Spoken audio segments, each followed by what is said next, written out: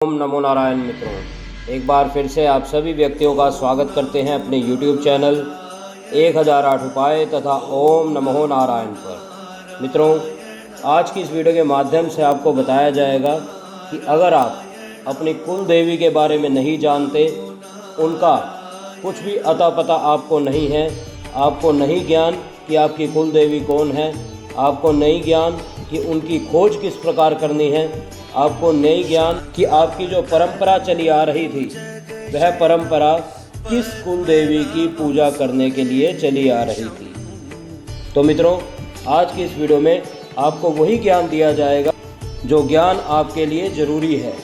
बहुत से व्यक्ति यह जानना चाहते हैं कि उनकी कुल देवी आखिर है कौन, वह किसकी पूजा करें ताकि उनके घर में जो कलेश चल रहे हैं, उनके घर में जो आकस्मिक मृत्यु हो रही है, उनके घर में जो बीमारियां हुई हैं, उनको किस प्रकार से वह दूर कर सकें ताकि उनकी कुल देवी का आशीर्वाद उनको प्राप्त हो सके, उनकी पूजा अर्चना वह निर्विघ्नं कर सके।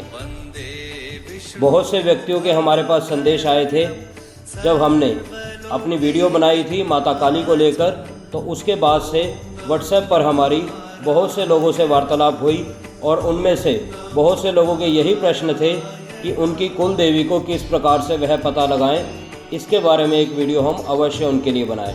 तो उनकी खास रिक्वेस्ट पर यह वीडियो हम उनके लिए बनाने जा रहे हैं। और वीडियो शुरू करने से पहले मेरा आप सभी व्यक्तियों से अनुरोध है, एक बार कमेंट में अवश्य लिख दें जय माँ काली, जय माँ भद्रकाली, ताकि आज की इस वीडियो को निर्विघ्नं हम शुरू कर सकें और आपको जो ज्ञान हम देना चाहते हैं वह दे सकें।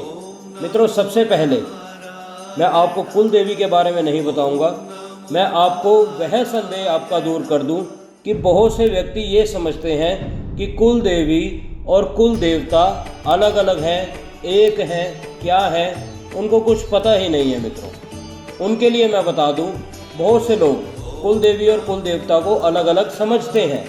मित्रों, इस भ्रम का कारण केवल और केवल भाषा का भेद है। देवता शब्द संस्कृत भाषा का है और वहीं हिंदी भाषा और राजस्थानी भाषा में आया है, किंतु संस्कृत भाषा में देवता शब्द स्त्रीलिंग है और हिंदी और राजस्थानी भाषाओं में पुल्लिंग है। यानी कि कुल देवी और कुल देवता एक ही होते हैं, इसमें कोई अलग अलग बात नहीं है। मित्रों, जैसे हम उदाहरण के लिए मारवाड़ी समाज को ले लें। मारवाड़ी समाज में जीण माता और करणी माता, इन सभी को कुल देवी और श्याम जी, बालाजी को कुल देवता कहा जाता है। संस्कृत भाषा के अनुसार श्याम जी, बालाजी को कुल देवता कहा जा सकता है, पर सामाजिक गोत्र और परंपराओं में इनका उल्लेख नहीं मिलेगा आपको। पूजा के समय मंत्रों से प्रयुक्त कुल देवता शब्द कुल देवी के लिए ही प्रयुक्त होता है। मित्रों, घरों में आपने देवी पूजा अवश्य की होगी, चाहे वह किसी भी देवी के स्वरूप को आपने पूजा होगा, किंतु विवाह के पश्चात नवविवाहित दंपत्ति जात देने कुल देवी के धाम पर ही जाते हैं। नवजात शिशु का जुंडला उतारने भी वहीं जाते हैं और ये मांगलिक कार्य कुल देवी के धाम पर ही संपन्न किए जाते हैं। जिस शक्ति के लिए हम वर्तमान में सामाजिक गोत्र परंपराओं में कुल देवी शब्द प्रयोग करते हैं, वही मृतिका शक्ति शास्त्रोवत मंत्रों में कुल देवता कही गई है। यानी यह कोई भिन्न नहीं है। आपका यह भ्रम हम दूर कर दें कि कुल देवी और कुल देवता एक ही होता है, यह अलग अलग नहीं होता। मित्रों, अब उन लोगों की बात करें जिनको यह पता ही नहीं है कि उनकी कुल देवी कौन है, वह उनका पता लगाना चाहते हैं, तो वह किस प्रकार से उनका पता आसानी से अपने ही घर बैठे लगा सकते हैं। मित्रों, बहुत से आजकल आपको तरीके मिल जाएंगे कि इस प्रकार से कार्य करें तो आपकी कुल देवी का आपको पता लगेगा, या उस प्रकार से कार्य करें तो कुल देवी या कुल देवता का आपको पता लग जाएगा। और बहुत से लोग यह भी नहीं जानते थे कि कुल देवी या कुल देवता एक होता है या अलग होता है।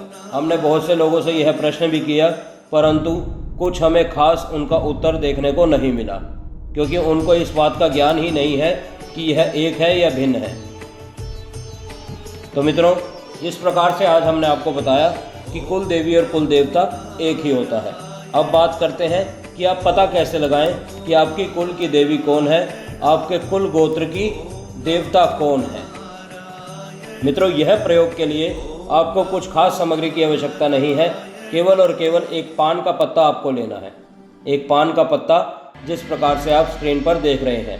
साथ ही साथ आपको एक साबुत सुपारी लेनी है, जिस प्रकार से आप यह स्क्रीन पर देख रहे हैं। यह प्रयोग आपने मंगलवार के दिन करना है। यह जो सामग्री है यह आप सोमवार की रात्रि ही लेके आ जाइए अपने घर पे। मंगलवार को सुबह ब्रह्म मुहूर्त में इसका प्रयोग करिए। मंगलवार को सुबह सुबह ब्रह्म मुहूर्त में स्नान आदि से निर्मित होकर अपने मंदिर में आप इस प्रयोग को संपन्न कर सकते हैं। सबसे पहले स्नान आदि से निर्मित होकर आपने इस पान के पत्ते को धो लेना है। पान के पत्ते को और सुपारी को आपने धो लेना है। धोने के बाद आपने यह पान का पत्ता अपने मंदिर में स्थापित करना है। अगर मंदिर में आपके स्थापित करने की जगह नहीं है तो मंदिर के ही पास में एक लकड़ी के बाजोड़ पर लाल कपड़ा बिछाकर उसके ऊपर इस पान के पत्ते को स्थापित कर दीजिए। इस पान के पत्ते को स्थापित करने के बाद हल्दी और कुमकुम का आपने घोल तैयार कर लेना है। उस घोल से इस पान के पत्ते के ऊपर आपने तिलक करना है। ध्यान रखें, हल्दी और कुमकुम इन दोनों को मिलाना है। इसका घोल बनाने के बाद इस पान के पत्ते के ऊपर आपने तिलक करना है। पान के पत्ते के ऊपर तिलक करने के बाद आपने उस साबुत सुपारी के ऊपर तिलक करना है और उस साबुत सुपारी को आपने पान के पत्ते के ऊपर स्थापित कर देना है। वहाँ पर स्थापित करने के बाद यह जो कार्य मैंने जैसे कि आपको बताया कि आपने मंगलवार के सुबह करना है, वहाँ पर स्थापित कर देने के बाद आपने एक छोटी सी प्रार्थना करनी है। किस प्रकार से यह बोलना है आपने, हे हमारे कुल गोत्र के कुल देवता, आप कौन हो, आप कहाँ हो, उसका मुझे ज्ञान नहीं है। मैं आपको जानना चाहता हूँ। इसी हेतु मैं आपका आह्वान इस सुपारी में कर रहा हूँ। ऐसा 3 बार आपने बोलना है।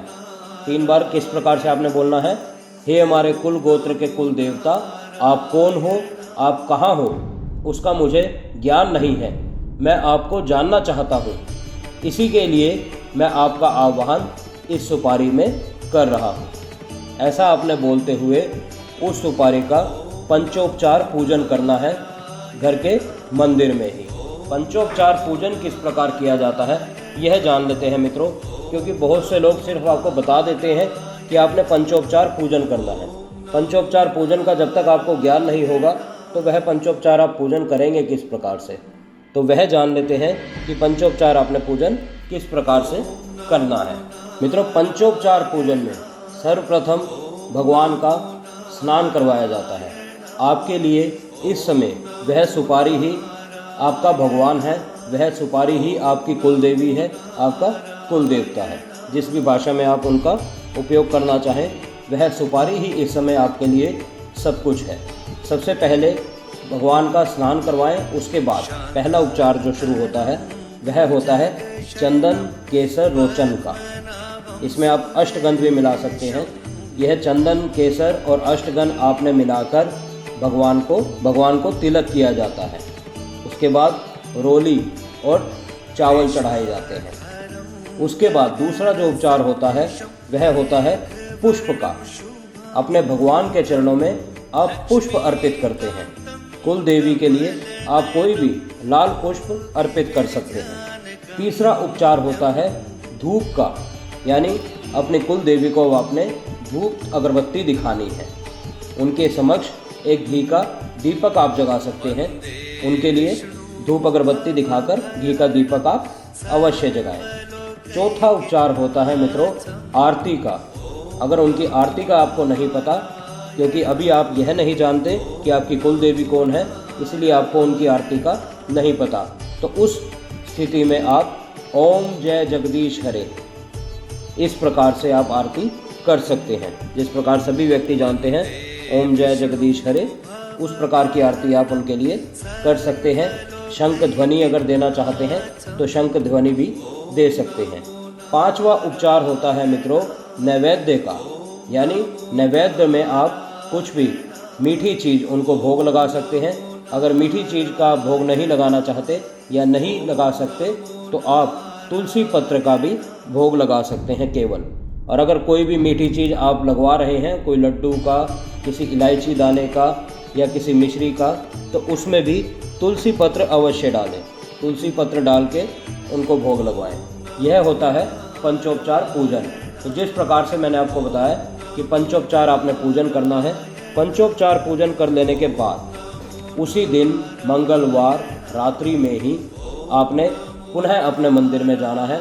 पुनः मंदिर में जाने के बाद आपने फिर से यही प्रार्थना करनी है कि हे हमारे कुल गोत्र के कुल देवता, मैं आपको जानना चाहता हूँ, कृपया कर मेरे स्वप्न में मेरा मार्गदर्शन कीजिए। और उसके बाद उस सुपारी को आपने अपने तकिए के नीचे रखकर सो जाना है। ऐसा आपने 11 मंगलवार लगातार करना है। मित्रों, 11 मंगलवार में किसी भी मंगलवार के दिन यह सुपारी को आप अपने तकिए के नीचे रखकर सो रहे हैं तो आपको स्वप्न में अवश्य ही आपकी कुल देवी का पता लग जाएगा। आपने जिस मंगलवार से आरंभ किया है उसे जोड़कर 11 मंगलवार आपको उपवास रखना है। यही इसका नियम है। और आपको अकल्पनीय रूप से स्वप्न में आपके कुल देवता, उनके स्थान का पूर्ण मार्गदर्शन स्वप्न में आपको प्राप्त हो जाएगा। यह प्रयोग आपने 11 मंगलवार तक करना है और मंगलवार को स्नान स्नान आदि से स्वच्छ पवित्र हो जाने के बाद अपने देवी की पूजा इसी प्रकार करनी है। यही सुपारी आपकी 11 मंगलवार तक चलेगी, परंतु हर मंगलवार को आपने पान का पत्ता बदल देना है। इस दौरान आपने जो अपना बिस्तर है, जो अपना सोने का स्थान है, उसको भी पवित्र रखना है, उसको भी साफ स्वच्छ रखना है। यह छोटा सा कार्य आपने करना है। यह कार्य करने के बाद आप स्वयं जान जाएंगे कि आपकी कुल देवी कहाँ है, कौन से स्थान पर स्थित है, किस नाम से उनका मंदिर वहाँ पर है। उसके बाद जो भी हिंट आपको मिले, जो भी स्वप्न में आपको दिखाई दे, वह स्वप्न अपना थोड़ा सा समझकर उस स्थान पर जाने की अवश्य प्रयास करें। और मित्रों, एक बात और, इस दौरान क्या होता है, पहले मंगलवार किया, दूसरे मंगलवार किया, अगर आपकी श्रद्धा भाव तेज है तो पहले मंगलवार ही आपको स्वप्न आ जाता है। अगर श्रद्धा भाव में थोड़ी सी कमी है या आपकी चेतना में थोड़ी सी कमी है तो दूसरा या तीसरा मंगलवार भी इसमें हो सकता है, चौथा पांचवा भी हो सकता है। इसमें 11 मंगलवार का यह उपाय होता है। अगर आपको पहले ही पता लग जाता है, पहले दूसरे मंगलवार में ही पता लग जाता है, 11 मंगलवार अभी आपके नहीं हुए हैं, तो ऐसा नहीं है कि इस सुपारी को आपने वहाँ से हटा देना है। ऐसा नहीं करना। 11 मंगलवार तक आपने इस सुपारी का पूजन अवश्य करना है। 11 मंगलवार तक आपने उपवास अवश्य रखना है और ध्यान रखना है कि जब भी आप अपने कुल देवी के मंदिर में जाएंगे तब आप यह सुपारी अपनी लेके जाएं और वहाँ पर जाकर उस मंदिर में इस सुपारी को आप चढ़ा दें। ये आपने ध्यान रखना है। वहाँ जाने के बाद आपने ध्यान रखना है कि जो भी ज़रूरतमंद हो उसको कुछ ना कुछ वस्तु अवश्य देकर आनी है। चाहे वह आप उसको भोजन करवाएं, चाहे उसको वस्त्र दे के आएँ, कुछ भी ज़रूरतमंद को वह चीज़ अवश्य दे के आनी है। इस बात का आपने खास तौर पर इसमें ध्यान रखना है। और मित्रों, जिन व्यक्तियों को 11 मंगलवार के बाद भी पता नहीं लगता कि उनकी कुल देवी कौन है, वह किसकी पूजा करें, वह व्यक्ति भी कमेंट में हमसे पूछ सकते हैं। हम उनके लिए भी एक वीडियो बनाने का और भी प्रयास कर सकते हैं, ताकि जिन व्यक्तियों को नहीं पता लग पाता कि उनकी कुल देवी कौन है, वह किसकी पूजा करें, वह कैसे अपनी कुल देवी को अपने घर पर स्थापित करें, क्योंकि वह अनजान है, उनको नहीं पता कि उनकी कुल देवी कौन है। उस स्थिति में किस प्रकार से वह अपने घर पर उसकी स्थापना कर सकते हैं, यह सब भी हम एक वीडियो बनाने का प्रयास आपके लिए अवश्य करेंगे। मित्र, इस प्रयोग की अवधि के अंदर आपको स्वप्न में आपके कुल देवता देवी का पता तो अवश्य लग जाएगा। अगर आप स्वयं ना समझ सकें तो योग्य जानकार से स्वप्न विश्लेषण करवाकर जान सकते हैं। इस प्रकार वर्षों से भूली हुई कुल देवी की समस्या आपकी हल हो जाएगी और पूजा देने पर आपके परिवार की बहुत सी समस्याएं भी समाप्त हो जाएंगी। हमारे जीवन में ऐसी बहुत सी समस्याएं होती हैं जो कार्य नहीं चलते, काम नहीं बनते, हम सफल नहीं हो पाते, बच्चे हमारे ठीक नहीं रह पाते, घर में बीमारी क्लेश रह पाता है, तो कहीं ना कहीं वह आपकी कुल देवी का क्रूर रूप भी हो सकता है। कहीं ना कहीं वह आपसे नाराज़ भी हो सकती हैं, कहीं ना कहीं उनकी दूरी ही आपका यह कारण हो सकती है। तो आप स्वयं अपनी कुल देवी का पता लगाएं ताकि आप उनकी पूजा अर्चना करके इन सभी समस्याओं से निजात पा सकें। तो मित्रों, कमेंट में अवश्य बताएं कि वीडियो कैसी लगी। वीडियो पसंद आए तो वीडियो को लाइक ज़रूर करके जाएं और ज़रूरतमंद तक शेयर अवश्य करें, ताकि हम आपके लिए इसी प्रकार की वीडियो बनाने का प्रयास निरंतर कर सकें। हम फिर मिलेंगे आपसे किसी अन्य वीडियो में, किसी अन्य जानकारी के साथ, किसी अन्य उपाय, किसी अन्य टोटके के साथ। तब तक के लिए आप सभी मित्रों से इजाज़त चाहते हैं। ओम नमो नारायण, ओम नमो नारायण, ओम नमो नारायण।